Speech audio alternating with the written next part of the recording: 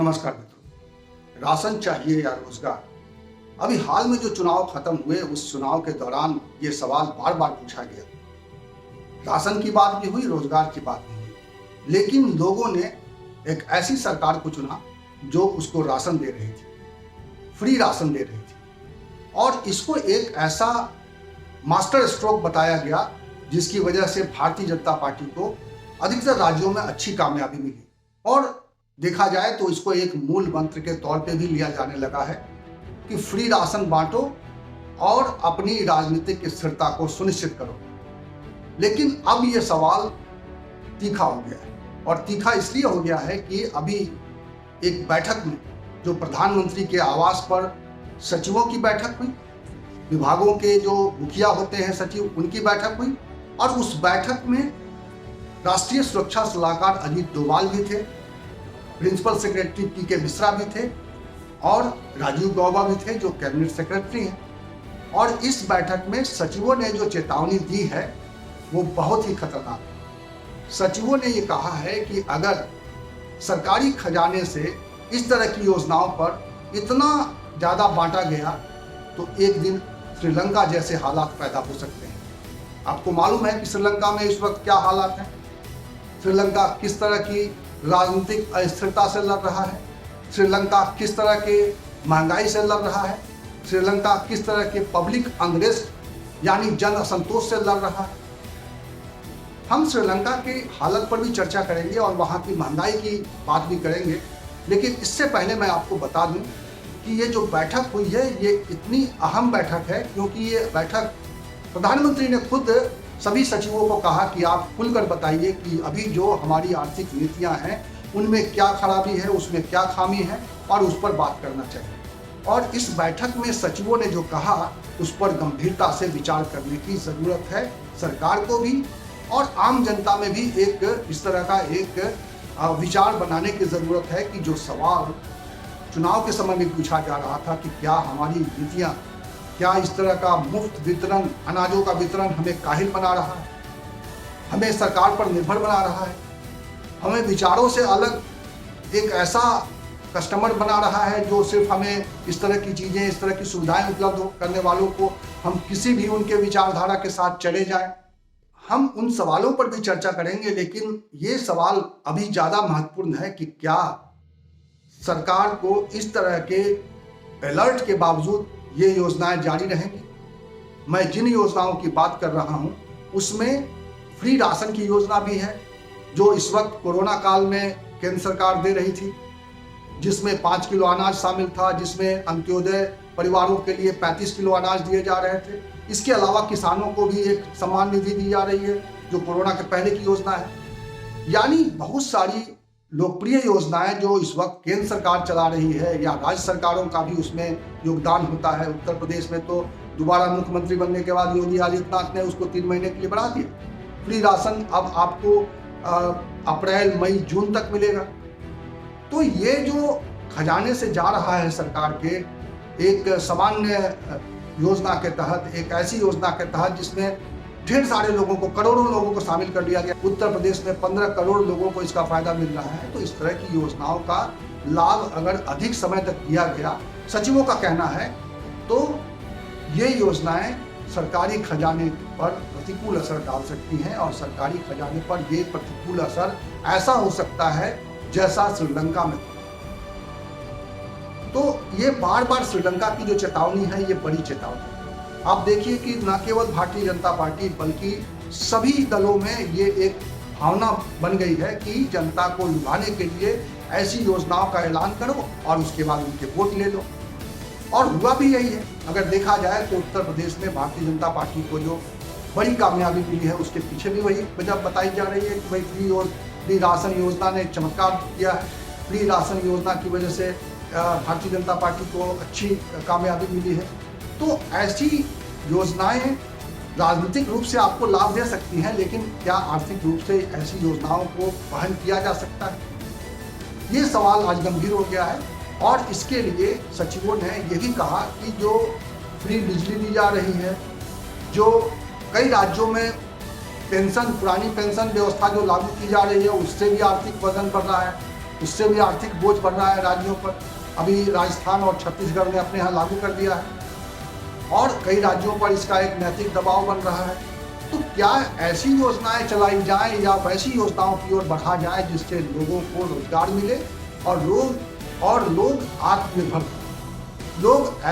लोगों की आर्थिक स्थिति में सुधार हो और लोगों को इस तरह का एक जीवन स्तर वो अपना मेंटेन कर सकें, इसके लिए उनको खड़ा किया जाए। तो सवाल यही है कि जो बैठक हुई है प्रधानमंत्री के नेतृत्व में, उस बैठक के बाद जब सारी तरह की चिंताएं सामने आ चुकी हैं, तो क्या इसके बाद भी इस तरह की योजनाएं जारी रहेंगी?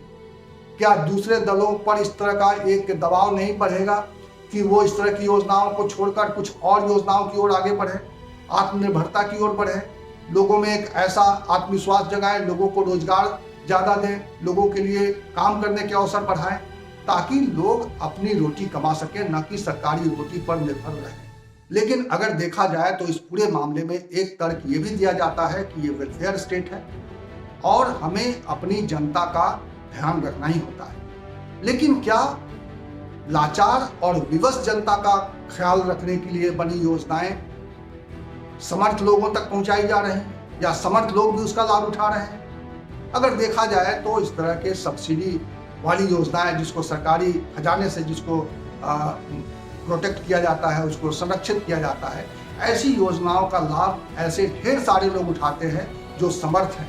और इस वक्त भी आप अपने इर्द गिर्द में झांक सकते हैं, देख सकते हैं कि जो 5 किलो अनाज की योजना है, ये कैसे कैसे लोगों को मिल रही है। ये और बात है कि ऐसे लोगों को भी मिल रही है जिसको इसकी बहुत ज़रूरत है, जिसको इस योजना से जीवन को आगे बढ़ाने में आसानी हुई है, जो जीवन अपनी बचा पाए हैं कोरोना काल में। लेकिन ऐसी योजनाओं का लाभ आप भी देख रहे होंगे अपने इर्द गिर्द में कि ऐसी योजनाओं का लाभ ऐसे लोग भी उठा रहे हैं जिनको इसकी योजना का लाभ मिलने की ज़रूरत नहीं थी। इसके बगैर भी वो अपनी गाड़ी खींच सकते थे, इसके बगैर भी अपनी गाड़ी खींच रहे हैं।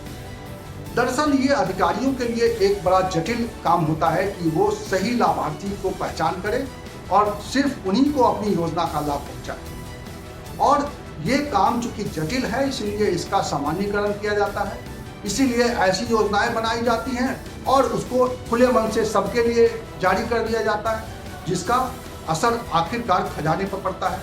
तो सरकार चाहे तो ऐसी योजनाएं जारी रख सकती है, लेकिन उसको ये आकलन करना होगा कि ऐसी योजनाओं की ज़रूरत किन लोगों को है और किन लोगों को ही ये योजना मिलनी चाहिए, और ये योजना हम उन्हीं लोगों तक पहुंचाएंगे और ऐसे लोगों तक नहीं पहुंचाएंगे जिसको इस योजना की ज़रूरत है। लेकिन ये काम इतना आसान नहीं है, इसलिए ये होता नहीं है। ये काम आसान ये होता है कि आप एक योजना बनाइए और सबको बांट दीजिए और इसका एक राजनीतिक लाभ उठाइए। और सभी दलों में इस तरह की एक भावना बढ़ रही है और इसीलिए आप देखिए कि कोई भी पार्टी हो इससे अलग नहीं है। कांग्रेस ने इस वक्त उत्तर प्रदेश में जब चुनाव हो रहे थे तो स्कूटी बांटने का ऐलान किया था और इस तरह की ढेर सारी समाजवादी पार्टी लैपटॉप बांटने की बात कर रही थी। तो आपको देखना होगा कि किस तरह की लोगों की ज़रूरत है या जिन लोगों को ज़रूरत है वो उस ज़रूरत को उठा पाने में कितना सक्षम है और क्या उनकी सक्षमता को ध्यान में रखते हुए हम योजना बना रहे हैं कि अगर वो सक्षम नहीं है या उनकी क्षमता थोड़ी कम है तो उनकी क्षमता को बढ़ाने के लिए हम और एडिशनल उनकी मदद करें या हम पूरी तरह से मदद कर दें और एक पॉपुलिस्ट योजना ला दें, एक लोकप्रिय योजना ला दें जिसका लाभ हमें वोटों के रूप में मिले। तो अभी जो चल रहा है, अभी जो जिस तरह की गला काट राजनीति चल रही है, कट थ्रोट इसको बोलते हैं पॉलिटिक्स, उस पॉलिटिक्स में सभी दल इस बात पर आमादा हैं कि कौन कितना बांट सकता है। तो ये सचिवों का ये ऐलान साफ तौर पर ये बताता है कि ये इस तरह की राजनीति का समय अब आ गया है कि अब इस पर पुनर्विचार करें। वो सभी राज्य इस पर पुनर्विचार करें जहां पर इस तरह के फ्री बीज दिए जाते हैं, जहां पर मुफ्त बिजली के नाम पर ऐसे लोगों को भी बिजली दी जा रही है जो उसका भुगतान कर सकते हैं, जिनकी कमाई इतनी है कि वो अपने यहाँ होने वाले बिजली खर्च का भुगतान कर सकते हैं। लेकिन चूंकि राजनीतिक लाभ उठाना है इसलिए कुछ दल इसको कर रहे हैं। इसका राजनीतिक लाभ उठाना है इसलिए एक जनरलाइज किया जा रहा है कि सभी महिलाओं को हम 1000 रुपये देंगे। हमें आकलन करना होगा कि इनको इनकी ज़रूरत है और अगर उनकी ज़रूरत ज़्यादा है तो हम ज़्यादा भी दे सकते हैं, लेकिन इसके लिए हमें पहचान करना होगा। और यही पहचान हमें वो रास्ता दिखाती है कि एक बार हम जब आकलन करें, जनसंख्या का आकलन करें, जब हम जातिवार जनगणना करें, तो हमें पता चलेगा कि किसकी क्या आर्थिक दशा है, किसको कितनी इस राजनीति ने आगे बढ़ाया, किनको अभी भी मदद की ज़रूरत रह गई, किनको अब मदद की ज़रूरत नहीं। तो हम ये काम करना पड़ेगा। आने वाले समय में सरकारों के सामने ये बड़ी चुनौती है कि वो सरकारी खजाने से इस तरह का धन लुटाना बंद करें, और अदरवाइज श्रीलंका जैसे हालातों के लिए हमें तैयार रहना पड़ेगा। और अब मैं आपको बता देता हूं कि श्रीलंका में क्या हालात है।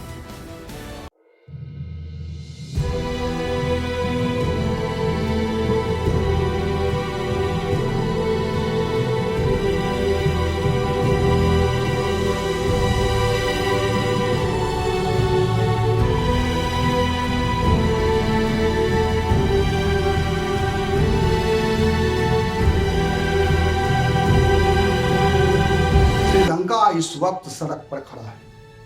श्रीलंका इस वक्त प्रदर्शन की राह पर है। श्रीलंका इस वक्त अनरेस्ट में डूबा। श्रीलंका इस वक्त राजनीतिक अस्थिरता के ऐसे मुहाने पर खड़ा है जहां उसे कोई रास्ता नहीं दिखाई दे रहा। भारत समेत तमाम दुनिया के देश उसकी मदद के लिए सामने आए हैं, लेकिन हमें ये नहीं भूलना होगा कि श्रीलंका की जो हालत है वो कई देशों के लिए सबक है। और पड़ोसी देश भारत के लिए, अगर यहाँ के अधिकारियों ने ये सलाह दी है कि हम श्रीलंका की ओर, श्रीलंका की राह पर न बढ़ जाएं, इसीलिए हमें अपने आर्थिक नीतियों पर पुनर्विचार करना है, तो ज़रूरी है कि श्रीलंका की स्थिति को यहाँ का नागरिक भी समझे, भारतीय नागरिक भी समझे। श्रीलंका में एक राजनीतिक अस्थिरता की स्थिति पैदा हो गई है। लोगों की नाराजगी के बीच गोटाबाया राजपक्ष, पीएम महिंद्रा राजपक्ष ने अंतरिम सरकार बनाने का एक फैसला किया है, और इसमें विपक्षी दल को भी वो आमंत्रित कर रहे हैं कि आइए और सरकार में शामिल होकर इस मौजूदा राजनीतिक अस्थिरता से लड़ा जाए। क्योंकि वहाँ जो हालत पैदा हुए हैं, आर्थिक जो गिरावट आई है, जो अर्थव्यवस्था की हालत खस्ता हुई है। आपको मालूम है कि श्रीलंका जैसे देश जो आमतौर पर पर्यटन पर ही पूरी तरह से निर्भर है, वहाँ की खेती बाड़ी में क्या है ये हम सब जानते हैं, खेती बाड़ी से कितनी आमदनी होती है ये किसी से छिपा नहीं है। तो ऐसा देश जो पर्यटन पर आधारित है, और पर्यटन कोरोना काल में बहुत ज़्यादा प्रभावित हुआ है, इसकी वजह से वहाँ की अर्थव्यवस्था खराब हुई है। और हालत ये है वहाँ महंगाई की कि वहाँ की जनता सड़कों पर उतरी हुई है, और वहाँ की जनता के लिए बिजली नहीं, बिजली कटौती भारी संख्या में, भारी मात्रा में बिजली कटौती जारी हो रही है। लोगों को बिजली नहीं मिल रही है, बिजली महंगी भी हो गई है। और इसके अलावा खाने पीने की चीज़ों की महंगाई का आलम यह है कि आलू वहाँ पे 200 रुपये किलो मिल रहा है, वहाँ पे पेट्रोल की कीमत 254 रुपये हो गई, वहाँ पे दूध की कीमत 263 रुपये लीटर, और एक ब्रेड जो हमारे आपके यहाँ 30 रुपये 40 रुपये में मिलता है, उस ब्रेड की कीमत 150 रुपये है। तो आप समझ सकते हैं कि श्रीलंका जिन हालातों से इस वक्त लड़ रहा है, उस हालात में भारत ना पहुंचे उसके लिए किस तरह के जतन करने होंगे। उसके लिए हमें सरकारी खजाने को जो लुटाने की जो कोशिश हो रही है वेलफेयर स्टेट के नाम पर, या कहिए कि वोटों के लिए, तो ये अब बंद करना पड़ेगा। और जो विशेषज्ञ हैं, जो एक्सपर्ट्स हैं, जो मैनेजमेंट गुरु हैं, उनसे समझना पड़ेगा, देश के अर्थशास्त्रियों से समझना होगा कि वो क्या चाहते हैं, वो क्या कह रहे हैं। अदरवाइज भारत एक ऐसे आर्थिक दलदल में बढ़ जाएगा अपनी लगातार ऐसी आर्थिक नीतियों की वजह से, जिसमें राजनीतिक लाभ के लिए खजाने से पैसा लुटाने की एक होड़ मच गई। इस होड़ से अब निजात पाने की ज़रूरत है, और इस होड़ को अब समर्थन देने की ज़रूरत नहीं है। रोटी चाहिए, राशन चाहिए या रोजगार। मुझे लगता है आप शायद रोजगार पसंद करें, इसीलिए रोजगार के लिए आवाज़ लगाइए, राशन के लिए नहीं। रोजगार मिलेगा, सारी समस्याओं का अंत हो जाएगा। इस वीडियो में इतना ही। इसी तरह की चर्चा के साथ मैं मिलूंगा आपको अगले वीडियो में। तब तक के लिए नमस्कार।